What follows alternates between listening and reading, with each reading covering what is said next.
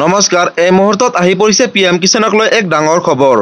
অতি শীঘ্ৰে 17 নং ইনষ্টলমেণ্টৰ ধন 2000 টকাকৈ কৃষকসকলে লাভ কৰিব আৰু 17 নং ইনষ্টলমেণ্টৰ ধন কেতিয়া দিব আৰু 7টা নতুনকৈ আপডেট আহিছে PM কিষাণক লৈ। গতিকে ভিডিঅ'টো সম্পূৰ্ণকৈ চাওক আৰু যিসকলে নতুনকৈ আহিছে চেনেলটো ছাবস্ক্ৰাইব কৰক। তো বলক ভিডিঅ'টো আৰম্ভ কৰোঁ। PM কিষাণ জুন বা জুলাইত পাব PM কিষাণ সন্মান নিধিৰ ধন। এইবাৰ এই আঁচনিৰ পৰা বাদ পৰিব 7 শ্ৰেণীৰ লোক। প্ৰধানমন্ত্ৰী কিষাণ সন্মান নিধি যোজনাৰ অধীনত কেন্দ্ৰীয় চৰকাৰে প্ৰতি বছৰে দেশৰ কৃষকক 6000 টকাকৈ অনুদান প্ৰদান কৰে। এই ধন 3টা কিস্তিত পোনপটীয়াকৈ কৃষকৰ একাউণ্টলৈ প্ৰেৰণ কৰে। এই আঁচনিৰ অধীনত এতিয়ালৈকে দেশৰ 11 কোটি কৃষকক আৰ্থিক সাহায্য প্ৰদান কৰা হৈছে বুলিও প্ৰকাশ কৰিছে। প্ৰধানমন্ত্ৰী কিষাণ সন্মান নিধি যোজনাৰ 17 নং কিস্তিৰ ধন জুন বা জুলাই মাহত হিতাধিকাৰীৰ একাউণ্টত সোমাব। যোগ্য কৃষকে ধন পাবলৈ কেইবাটাও মাপকাঠি পূৰণ কৰিব লাগিব, অন্যথা ধন লাভ কৰিব নোৱাৰিব।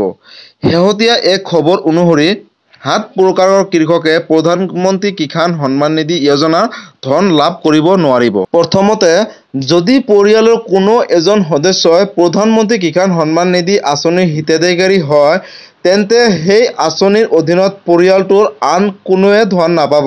অৰ্থাৎ এটা পৰিয়ালৰ এজন ব্যক্তিহে আঁচনিৰ সুবিধা লাভ কৰিব।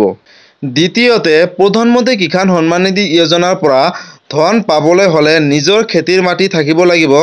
আনৰ মাটিত খেতি কৰা কৃষকে এই আঁচনিৰ সুবিধা নাপাব বুলিও ঘোষণা কৰিছে।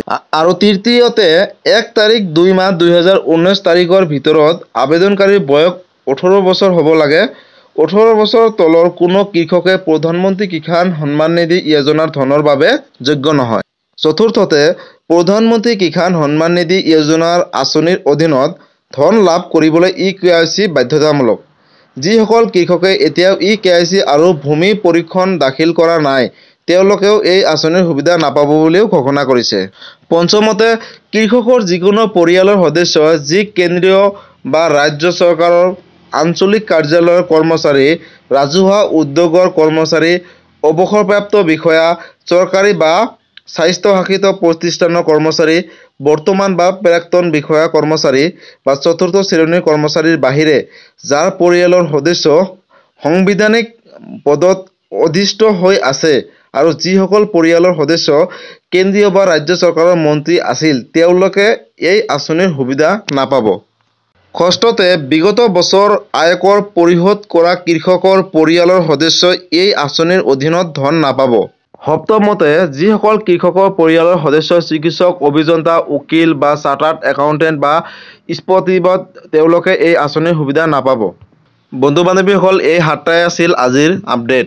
আৰু যিসকল কিষাণে এতিয়ালৈকে নিজৰ eKYC কমপ্লিট কৰা নাই, আপোনালোকে অতি শীঘ্ৰেই নিজৰ eKYC কমপ্লিট কৰাই লওক। বেংকৰ লগত আধাৰ কাৰ্ড লিংক কৰাই লওক, লেণ্ড শ্বেডিংটো আপোনালোকে ঠিক কৰাই লওক।